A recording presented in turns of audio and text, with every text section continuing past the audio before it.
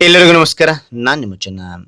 ಈ ಒಂದು ವಿಡಿಯೋದಲ್ಲಿ 7ನೇ ತರಗತಿ ಸಿರಿ ಕನ್ನಡ ಪ್ರಥಮ ಭಾಷಾ ಕನ್ನಡ ಪಠ್ಯಪುಸ್ತಕ ಇದು ಭಾಗ 1 ಪುಸ್ತಕ ಇದು.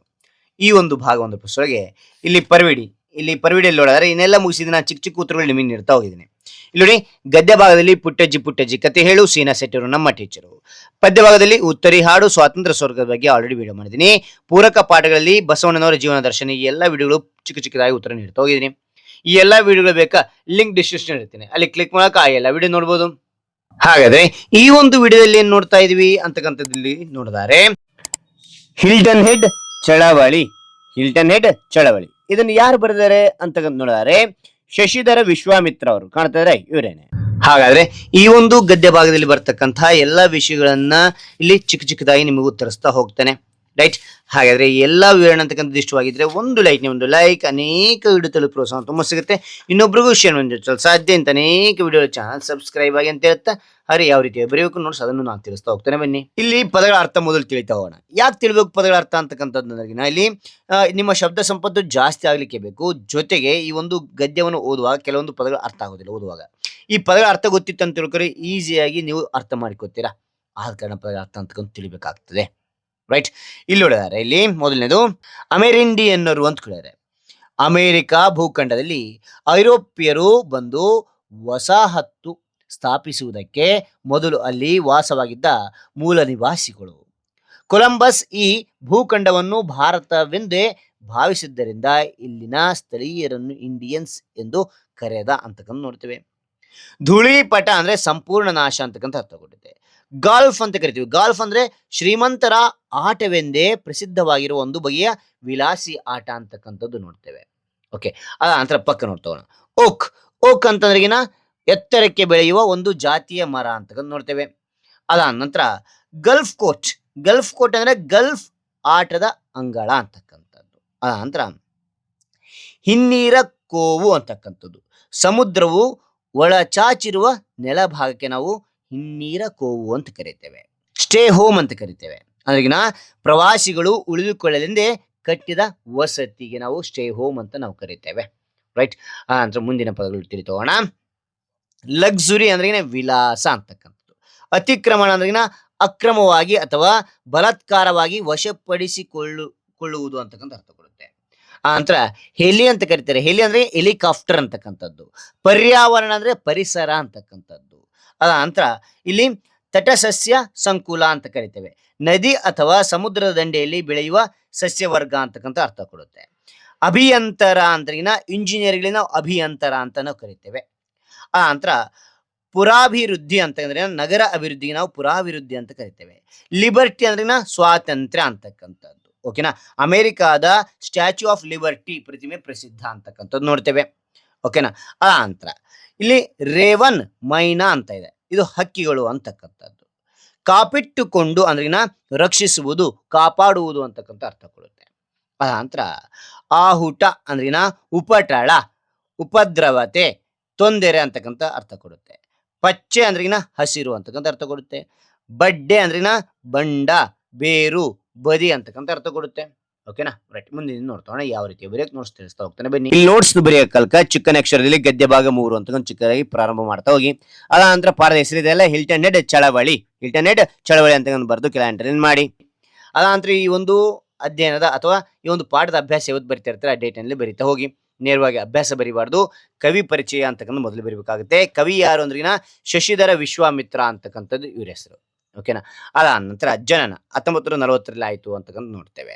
ಜನ್ಮಸ್ಥಳ ಮೈಸೂರು ಅಂತಕ್ಕಂಥದ್ದು. ಶಿಕ್ಷಣ ಏನು ಓದ್ಕೊಂಡಿದ್ರು? ಸೆಂಟ್ರಲ್ ಕಾಲೇಜಿನಲ್ಲಿ ಪದವೀಧರರಾಗಿದ್ರು ಅವರು. ವೃತ್ತಿ ಭಾರತ ಸರ್ಕಾರದ ರಾಷ್ಟ್ರೀಯ ಕ್ಷಯರೋಗ ಸಂಸ್ಥೆಯಲ್ಲಿ ಸಂಶೋಧನೆ ಇವರು ಮಾಡ್ತಾ ಇದ್ರು ಅಂತ ನೋಡ್ತೇವೆ.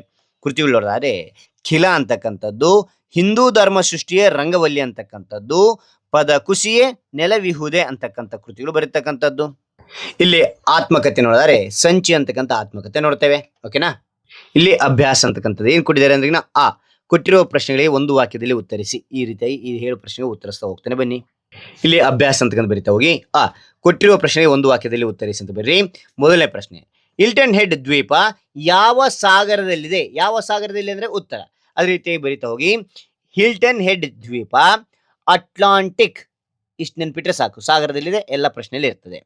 ಎರಡನೇ ನೋಡಿ, ಅಮೆರಿಕಾದಲ್ಲಿ ವಾಸವಾಗಿದ್ದ ಮೂಲ ನಿವಾಸಿಗಳನ್ನು ಏನೆನ್ನುತ್ತಾರೆ? ಏನಂತಾರೆ ಅಂದ್ರೆ ಉತ್ತರ, ಅಮೆರಿಕಾದಲ್ಲಿ ಸೇಮ್ ಪ್ರಶ್ನೆ ಯಾವ ರೀತಿ ಅದೇ ರೀತಿಯಾಗಿ ಬರೀತಿ ಹೋಗಿ, ಅಮೆರಿಕಾದಲ್ಲಿ ವಾಸವಾಗಿದ್ದ ಮೂಲ ನಿವಾಸಿಗಳನ್ನು ಅಮೆರಿಂಡಿಯನ್ನರು ಅಂತ ಕರೀತಾರೆ. ಅಮೆರಿಂಡಿಯನ್ನರು ಇಷ್ಟು ನೆನ್ಪಿಟ್ರೆ ಸಾಕು, ಎನ್ನುತ್ತಾರೆ ಅಂತ ನೋಡ್ತೇವೆ.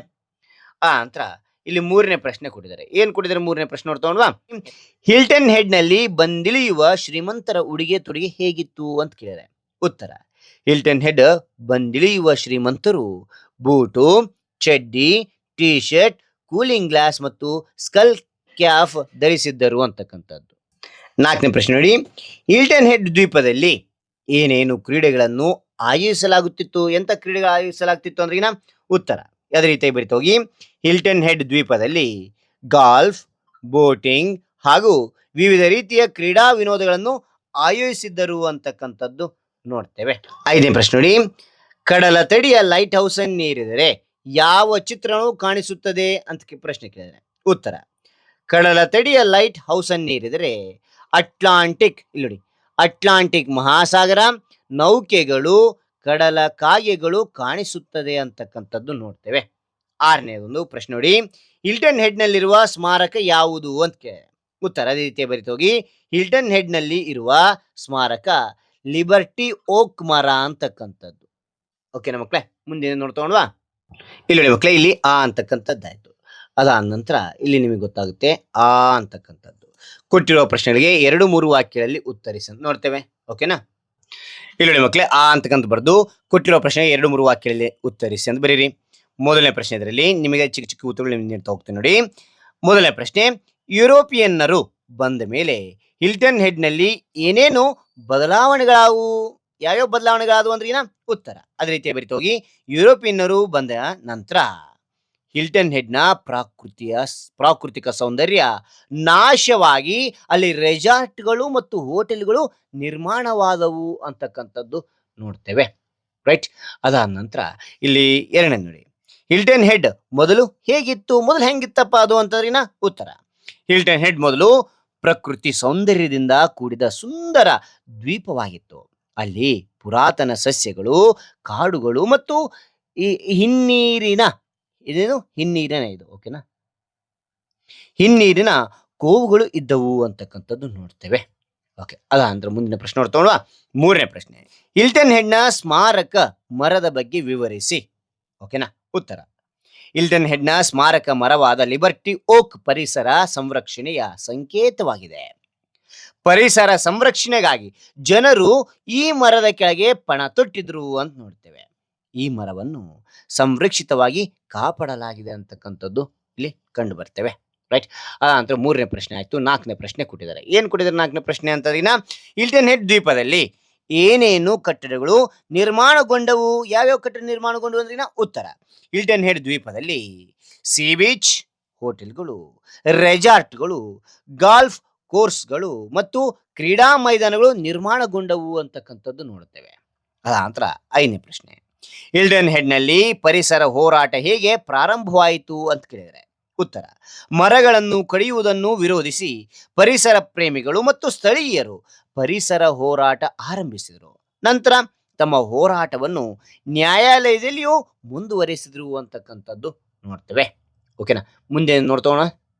ಇಲ್ಲಿ ಮಕ್ಕಳೇ, ಇಲ್ಲಿ ಆ ಅಂತಕ್ಕಂಥದ್ದಾಯ್ತು. ಇಲ್ಲಿ ಈ ಅಂತಕ್ಕಂಥದ್ದು ಕೊಟ್ಟಿದ್ದಾರೆ. ಏನ್ ಕೊಟ್ಟಿದ್ದಾರೆ ಅಂತ ನೋಡ್ತೋಣವಾ?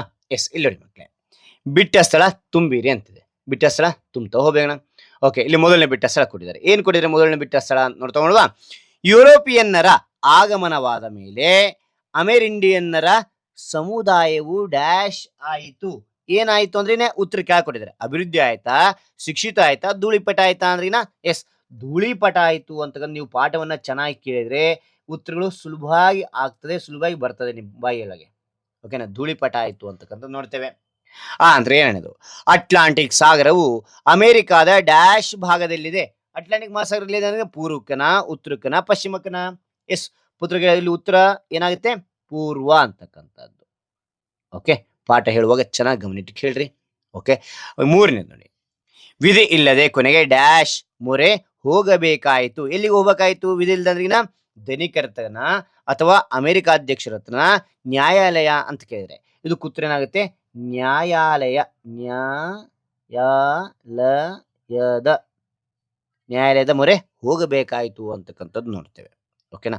ಅದ ನಂತರ ಇಲ್ಲಿ 4ನೇದು ಕೊನೆಯದು, ಕಟ್ಟಡಗಳಿಗೆ ತೋರುತ್ತಿದ್ದ ಡ್ಯಾಶ್ ಶ್ರದ್ಧೆಯನ್ನೇ ಜನ ಪರಿಸರಕ್ಕೂ ನೀಡತೊಡಗಿದರು ಅಂತಕ್ಕಂಥ ಕೇಳಿದರೆ ಯಾವುದಕ್ಕೆ ಅಂದ್ರಿಗಿನ ಇಲ್ಲಿ ತೋರಿದ್ರೆ ಯಾವುದಕ್ಕೆ ಅಂದ್ರೆ ಪಾರಂಪರಿಕನ, ಅಭಿಯಂತರನ, ರಾಜಕೀಯನ ಅಂದ್ರಿನ ಅಭಿಯಂತರ ಶ್ರದ್ಧೆಯನ್ನೇ. ಅಭಿಯಂತರ ಅಂದ್ರೆ ಇಂಜಿನಿಯರ್ ಅಂತಕ್ಕಂಥದ್ದು. ಇಲ್ಲಿ ಅಭಿಯಂತರ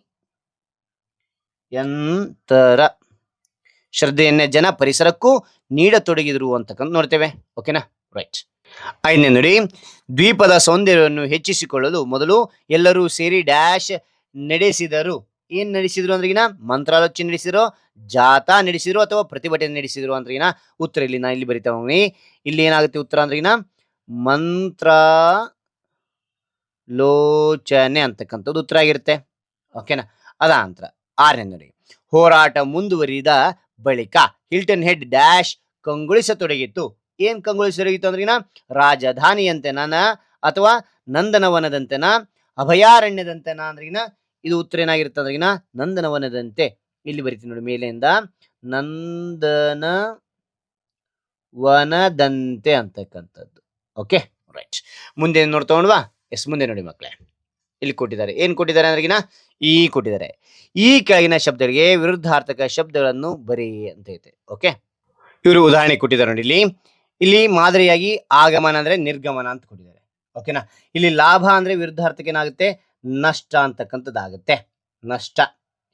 ಚುರುಕು ಅಂದ್ರಿಗಿನ ಮಂದ ಅಂತಕ್ಕಂಥ ವಿರುದ್ಧಾರ್ಥಕ ಆಗುತ್ತೆ, ಮಂದ. ಪುರಾತನ ಅಂದ್ರಿಗಿನ ನೂತನ ಅಂತಕ್ಕಂಥ. ನಂತರ ಪ್ರಸಿದ್ಧಗ ಅಪ್ರಸಿದ್ಧ, ಅಪ್ರಸಿದ್ಧ ಅಂತಕ್ಕಂಥದ್ದು. ಅದಾದ ನಂತರ ಸಾಧಾರಣ ಅಂದ್ರಿನ ಅಸಾಧಾರಣ ಅಂತಕ್ಕಂಥದ್ದು. ಓಕೆನಾ? ಇಲ್ಲಿ ಮುಂದೆ ಹೂ ಅಂತಕ್ಕಂಥದ್ದು. ಈ ಕೆಳಗಿನ ಪದಗಳನ್ನು ಬಳಸಿಕೊಂಡು ವಾಕ್ಯಗಳನ್ನು ರಚಿಸಿ ಅಂತ ಈ ಪದಗಳು ಕೊಟ್ಟಿದ್ದಾನೆ. ಈ ಒಂದು ಪದಗಳನ್ನು ಬಳಸಿಕೊಂಡು ವಾಕ್ಯ ರಚನೆ ಮಾಡಬೇಕು. ಇಲ್ಲಿ ಭರಾಟೆ ಅಂತಿದೆ.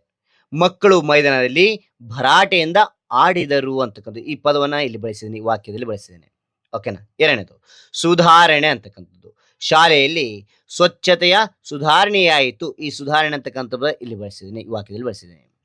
ಸಾರ್ವಭೌಮ ಅಂದ್ರಿನ ಭಾರತ ಸಾರ್ವಭೌಮ ದೇಶವಾಗಿದೆ ಅಂತಕ್ಕಂಥದ್ದು. ಇಲ್ಲಿ ಸಾರ್ವಭೌಮ ಅಂತಕ್ಕಂಥ ಪದ ಇಲ್ಲಿ ಬಳಸಿದ್ದೀನಿ, ಈ ವಾಕ್ಯದಲ್ಲಿ. ದೌಲತ್ತು ಅಂದ್ರಿಗಿನ ಆರೋಗ್ಯವೇ ಮನುಷ್ಯನ ದೊಡ್ಡ ದೌಲತ್ತು ಅಂತಕ್ಕಂಥ ಇಲ್ಲಿ ಬಳಸ್ತಾ ಹೋಗಿದ್ದೀನಿ. ಓಕೆನಾ? ಹೊಯ್ದಾಟ ಅಂದ್ರಿಗಿನ ಮಕ್ಕಳ ಹೊಯ್ದಾಟ ಎಲ್ಲರಿಗೂ ನಗು ತರಿಸುತ್ತದೆ ಅಂತ ಹೊಯ್ದಾಟ ಅಂತಕ್ಕಂಥ ಇಲ್ಲಿ ನೋಡ್ತೇವೆ. ಓಕೆ. ಪಣ ತೊಡು ಅಂದ್ರಿಗಿನ ಸೈನಿಕನು ದೇಶಕ್ಕಾಗಿ ಪಣ ತೊಟ್ಟನು ಅಂತಕ್ಕಂಥ ಪಣ ಅಂತಕ್ಕಂಥ ಇಲ್ಲಿ ಬಳಸಿದ್ದೀನಿ. ಅಭಿಮಾನಿ, ನಾನು ಪುನೀತ್ ರಾಜ್ಕುಮಾರ್ ಅಭಿಮಾನಿ ಅಂತಕ್ಕಂಥ ಈ ಅಭಿಮಾನಿ ಪದವನ್ನು ಈ ವಾಕ್ಯದಲ್ಲಿ ಇಲ್ಲಿ ಬಳಸಿದ್ದೀನಿ. ಓಕೆನಾ? ರೈಟ್. ಇದಾದ ನಂತರ ಇಲ್ಲಿ ಚಟುವಟಿಕೆ ಅಂತ ಕೊಟ್ಟಿದ್ದಾರೆ. ಓಕೆನಾ? ಅದ ನಂತರ ವ್ಯಾಕರಣ ಮಾಹಿತಿ ಅಂತಿದೆ. ಇವೆಲ್ಲವೂ ಚಟುವಟಿಕೆಯನ್ನ ವ್ಯಾಕರಣ ಮಾಹಿತಿಯನ್ನ ನಿಮ್ಮ ಶಾಲೆಯಲ್ಲಿ ಶಿಕ್ಷಕರು ತಿಳಿಸ್ತಾ ಹೋಗ್ತಾರೆ. ರೈಟ್. ಇಲ್ಲಿ ಇಲ್ಲ ಸರ್ ನೀವು ತಿಳಿಸ್ಕೊಡಿ ಅಂದ್ರೆ ಸಪರೇಟ್ ವಿಡಿಯೋ ಮಾಡ್ಲಿಕ್ಕೆ ನಾನು ಪ್ರಯತ್ನ ಪಡ್ತೇನೆ. ಓಕೆನಾ? ರೈಟ್. ಹಾಗೆ ಎಲ್ಲಾ ಮಾಹಿತಿ ಅಂತ ನಿಮ್ಗೆ ಇಷ್ಟವಾಗಿದ್ರೆ ಒಂದು ಲೈಕ್ ಅನೇಕ ವಿಡಿಯೋದಲ್ಲಿ ಪ್ರೋತ್ಸಾಹ ತುಂಬ ಸಿಗುತ್ತೆ. ಇನ್ನೊಬ್ರಿಗೂ ಶೇರ್ ಸಾಧ್ಯ. ಇಂಥ ಅನೇಕ ವಿಡಿಯೋ ಚಾನಲ್ ಸಬ್ಸ್ಕ್ರೈಬ್ ಆಗಿ ಮತ್ತೊಂದು ಹೊಸ ವಿಷಯದೊಂದಿಗೆ ಮತ್ತೊಂದು ಹೊಸ ವಿಡಿಯೋದಿಂದ ಭೇಟಿ ಆಗ್ತೇನೆ. Thank you for watching. Bye.